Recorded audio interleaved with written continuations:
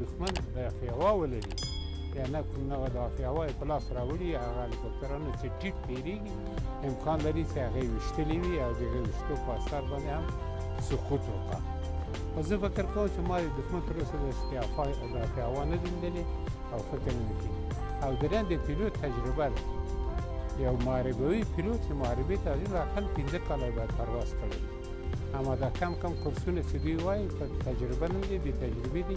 د بې تجربې د پیلوټ هم امکانات ډېر شته چې هلیکوپټر سقوط وکړي.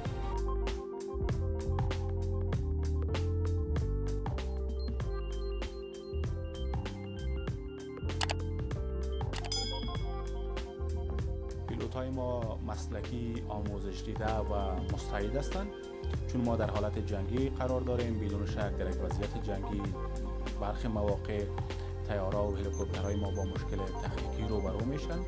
متاسفانه یک امر معمول است در یک کشور در حال جنگ و در یک وضعیت جنگی.